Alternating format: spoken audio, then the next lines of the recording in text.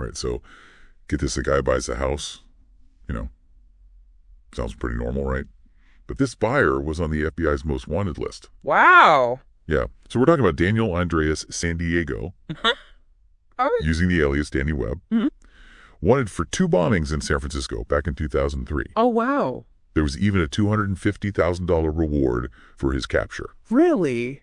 So the question is, how does someone disappear for 21 years and then just pop up buying a peaceful home in Wales? Yeah, how is that even possible? That's what we're diving into today. Okay. Trying to figure out how San Diego managed to stay off the radar for so long. That's going to be fascinating. It really is a fascinating case, especially when you think about, the contrast between his alleged past and this quiet life that he seemingly built for himself. Yeah, it's pretty crazy, right? Yeah. So let's talk about that quiet life. This house was near Landrust in North Wales. Okay. Just off the A470, which is a main road. Mm-hmm. But it's down an unmade track and along a public footpath, so not exactly isolated. Right. But definitely tucked away. Yeah. A good place to lay low. Yeah, a place where you could kind of, blend in. Exactly. And that seems to be exactly what he was going for. The seller, Alid Evans, said that San Diego was really excited about the woodland behind the house. Oh, interesting. Yeah, apparently he's a big mountain biker. So it makes you wonder if he chose this location specifically for that. Yeah. It's not just about, hiding. It's about creating a life. Right. Where you can pursue your interests but remain undetected. Exactly. And he even paid, get this, £15,000 over the asking price. Wow, he really wanted that house. He seemed pretty determined to get this specific property. That's so interesting. I mean, yeah, those bombings were significant. Especially the first one in August 2003 outside the Chiron Life Science Center in Emeryville, California. Right. And wasn't there a second bomb at that site, too? Yes, there was a second bomb that detonated before they could defuse it. Oh, wow. Which raises some chilling questions. Was it intended to target first responders? Right. Was it a deliberate escalation of the attack? And then a month later, another bomb, a nail bomb this time, exploded outside a nutritional products company in Pleasanton, California. So these weren't just random acts. It seems like there was a very clear target and motive behind them. Absolutely. And the FBI took it very seriously, in fact. Yeah. San Diego became the first domestic terrorist to be added to the FBI's most wanted terrorist list. Oh, wow. The same list that, included individuals like Osama bin Laden. Oh. So that really highlights the severity of his alleged crimes. Yeah. And the threat that he was perceived to pose. Right.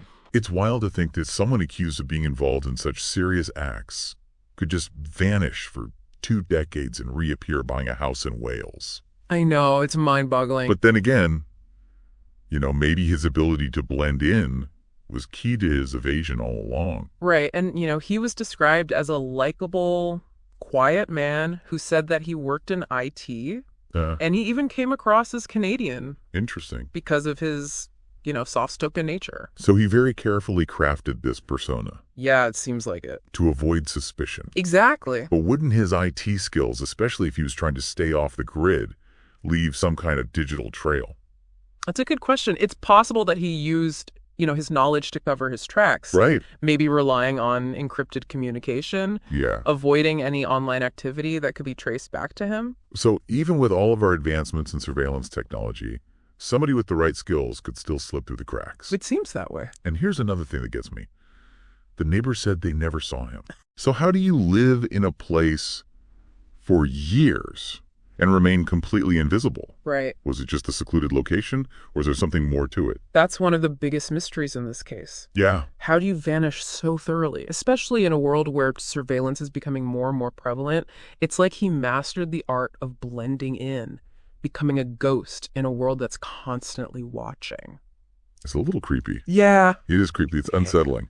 You think someone on the FBI's most wanted list would be almost impossible to hide. Right. Especially for that long, for 21 years. Exactly. And yet San Diego managed to do just that. It really makes you wonder, how did he do it? How did he stay under the radar for so long? Well, his choice of location was definitely a major factor. Rural Wales is a world away from San Francisco, where the bombings took place. Totally different. So that remoteness, the ability to kind of blend into a small community, was likely crucial to his success. It's like he intentionally chose a place where he wouldn't stick out. Yeah. A place where people wouldn't necessarily question a newcomer. Exactly. And it seems like he really embraced that new life, becoming Danny Webb, the quiet guy who keeps to himself. Yeah, creating that new identity was key. He wasn't just hiding, he was building a new life, complete with a backstory and a legitimate reason for being in Wales. Right. And remember, he told the seller he worked in IT. That's right.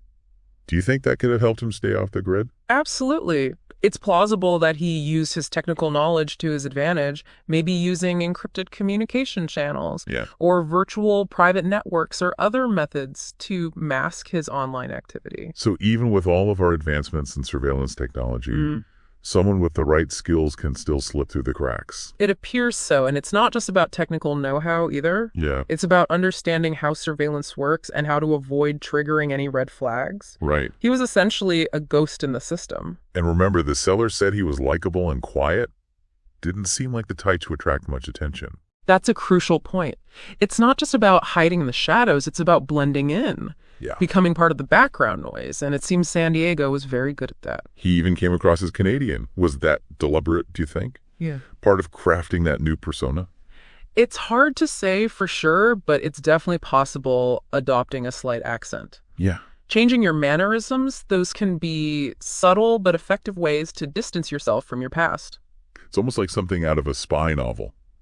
Yeah. Carefully constructing a new identity and disappearing to a new life. Except this wasn't fiction. This was a real person, accused of very real crimes, who managed to evade capture for over 2 decades. It really makes you question how much we really know about the people around us. Right. The neighbors said they barely saw him. It's incredible. He lived in that house for years and remained practically invisible. Was it just the secluded location, or was there something more to it? It's likely a combination of factors. The location certainly helped, but his behavior, his deliberate choices to avoid attention played a major role. He was a master of blending in, of becoming unremarkable. And that, in a way, is the most unsettling part of this whole story. It suggests that anyone with the right motivation and planning could potentially disappear. Right. Even in a world that's increasingly interconnected. It challenges our assumptions about security, about the effectiveness of surveillance. It makes you wonder, are there others out there living secret lives hidden in plain sight? Makes you think, right? What would it really take to just disappear, to walk away from everything and start over? Yeah. I mean, it's something that I think we've probably all thought about at some point, Yeah, for sure. But for him, it wasn't just a thought. It was his reality. Exactly. And he managed to maintain that for over 2 decades. It's amazing. It's like he was living a double life, Yeah. Like the quiet mountain biker in Wales versus the alleged extremist on the FBI's most wanted list. It is a stark contrast, yeah. And it speaks to a certain level of compartmentalization, being able to separate those two parts of his life. Yeah, totally. I mean, you have to wonder about the mental toll that must take, living with that secret always looking over your shoulder. Right. Was there ever a moment where he let his guard down? Yeah. Did he ever truly feel at ease? It's impossible to know for sure, but I mean, the fact that he stayed hidden for so long suggests a high level of discipline and self-control. I mean, he must have been constantly vigilant. Right. Always on edge. Always aware of the potential consequences of, making a mistake. And yet, despite all that planning and effort, he was eventually caught. Right. So what led to his discovery? Was it a slip-up? A tip from someone who knew him? We don't have all the details yet, but it's likely a combination of factors. Law enforcement agencies never stop looking for individuals on their most wanted lists. Right. And advancements in technology, they're constantly providing new tools for tracking and identification. So even if you manage to vanish for a while, the past can still catch up to you. It's true. It really is a reminder that actions have consequences, even if those consequences are delayed. This whole deep dive has been crazy. It has. From a peaceful house in Wales to international terrorism. It's incredible how these seemingly unconnected events and individuals can be intertwined. I know, it's wild, right? It's a testament to how interconnected our world really is. Yeah, and as we wrap up, it's worth thinking about, what we can learn from all of this. Right. What does his story tell us about, the limits of surveillance, the allure of anonymity, and the human capacity for both good and evil? Big questions. Yeah, it definitely challenges us to question our assumptions about security and privacy, to consider what motivates extremist behavior and to acknowledge that the past has a lot of power. Yeah, for sure. It also makes us realize that beneath the surface of everyday life, there are so many stories unfolding, right. Some hidden in plain sight, just waiting to be uncovered. Absolutely. So, the next time you're walking down the street, take a moment to consider the lives of the people you pass. Yeah, you never know what secrets they might be carrying. Exactly, or what journeys they've been on. Because sometimes the most fascinating stories are the ones we least expect. The ones that remind us that the world is full of mystery and complexity. And that's what makes exploring it so intriguing. Well, that's a wrap on this Deep Dives. Until next time. Keep questioning, keep learning, and keep your eyes open for those hidden stories all around you.